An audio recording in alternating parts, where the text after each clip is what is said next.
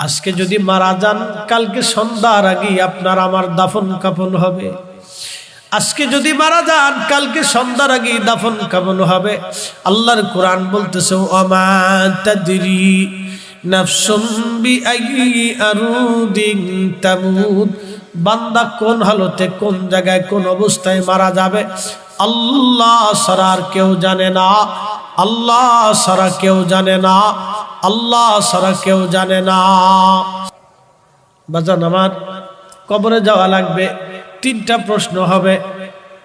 কেরামান কাতিবিন মুনকার নাকির আসবে, প্রশ্ন করবে দুইজন, মার রাব্বুকা, তোমার রব কে, আমা দিনুকা, তোমার দিন কি, মা কুনতা তাকুলু ফি হাক্কি হাজার রাজুল, এই লোকটাকে তুমি চিনো কিনা, তার সম্বন্ধে তুমি কি জানতে, তোমার কি বিশ্বাস আকীদা ছিল।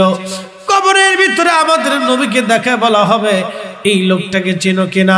দুনিয়াতে যে নবী মানে নাই, নবী মোহাম্মত করে নাই, কবরে যায় সে নবী চিনবে না, নবীর উত্তর দিতে পারবে না। কথা কোন ঠিক কিনা?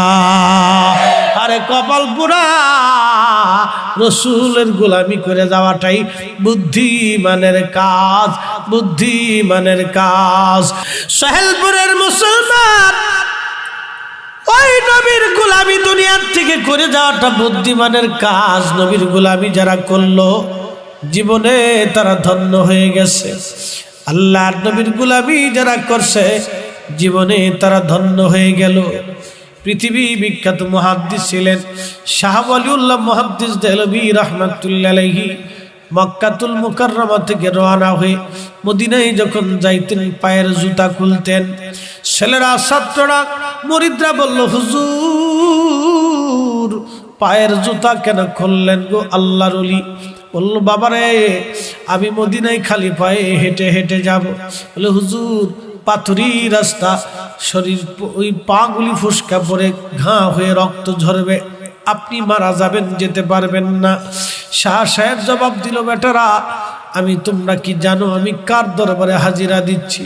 যিনি ইমামুল মুরসালিন রাহমাতুল লিল আলামিন হাবিবুল্লাহ নবী, ওই নবীর দরবারে আমি শাহ ওয়ালিউল্লাহ জুতা পায়ে দিয়ে কেমনে হাজিরা দিব?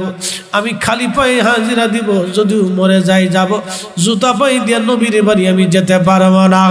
চিৎকার মেরে জোরে বলেন না ইয়া রাসূলুল্লাহ। আল্লাহর হাবিব তো নিজেই দলিল।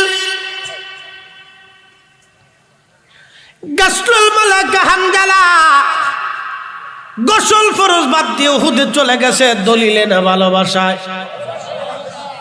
ওয়াসাল কান্নি দাঁত বাংলো দলিলে না ভালোবাসায়।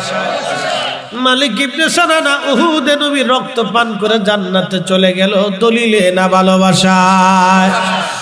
উস্তুদে হান্নানা মোরাকাত নবী মিম্বার শরীফে জিন্দা হয়ে কাঁদতে লাগলো দলিলে না ভালোবাসায়।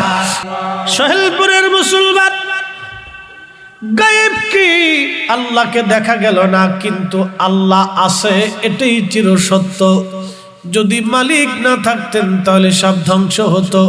আমার রব বলেন, আল্লাহু লা ইলাহা ইল্লা হুয়াল হাইয়ুল কাইয়ুম লা তাখুযুহু সিনাতু ওয়ালা নাওম। আল্লাহ বলতেছেন, শোনো হে দুনিয়ার মানুষ, আমি আল্লাহ চিরঞ্জীব চিরস্থায়ী। আমি আল্লাহ ছিলাম, আমি আল্লাহ আছি, আমি আল্লাহই থাকবো, বাদ বাকি যা আছে সব শেষ। কুল্লু মান আলাইহা ফানিউ ওয়া ইয়াবকা ওয়াজহু রাব্বিকা যুল জালালি ওয়াল ইকরাম।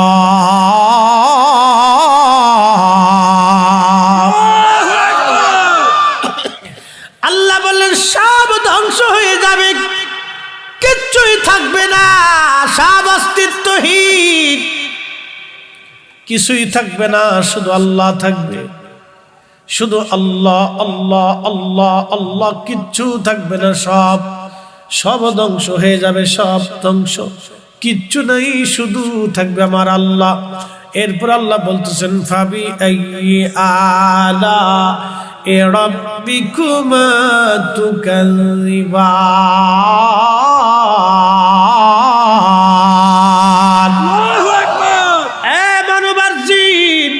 তোমরা আমি আল্লাহর কোন কোন নিয়ামতকে অস্বীকার করবে বলো?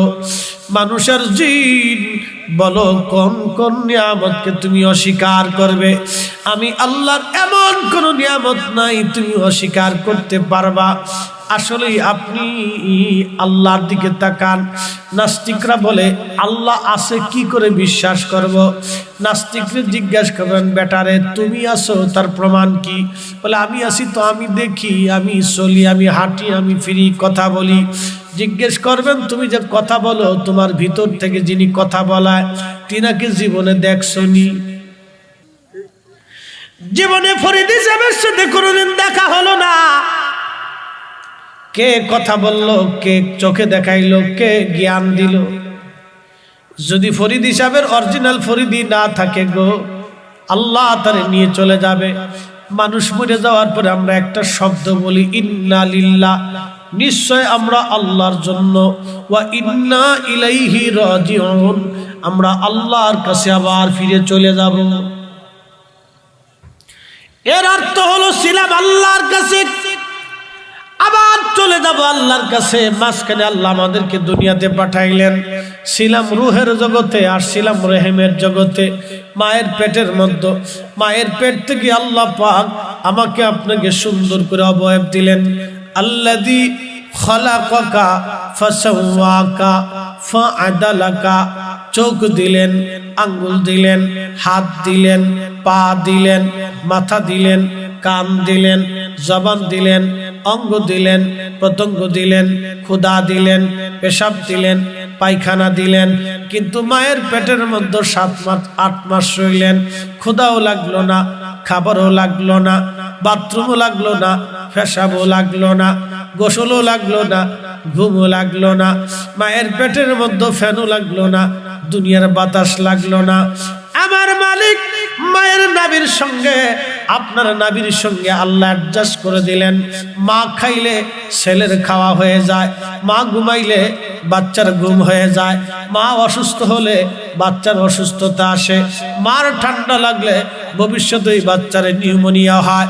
বন্ধু, মা পুষ্টিকর খাবার খাইলে বাচ্চার পুষ্টি হয়। এই জন্য ডাক্তাররা বলে গর্ভবতী নারীদেরকে ভালো মন্দ খাওয়ান, শাক সবজি খাওয়ান, ফল ফ্রুট খাওয়ান। আল্লাহর নবী উম্মতকে বলেন, উম্মত তোমরা তোমাদের গর্ভবতী নারীদেরকে তাজা তাজা ভালো ভালো ভালো ভালো তরতাজা খেজুর খাওয়াবা। কারণ খেজুর আল্লাহর জান্নাতের ফল এবং আল্লাহর একবারে পছন্দের ফল। এটা মানব জাতির জন্য আল্লাহ নিয়ামত হিসেবে পাঠাইছে। এই খেজুর খাওয়ার সঙ্গে সঙ্গে পুরা শরীরে প্রোটিন এবং পুষ্টি জমে যায়। আমার দেশের বেডিরা খেজুর খায় না, খালি খায় ফুচকা আর শর্টকুটি।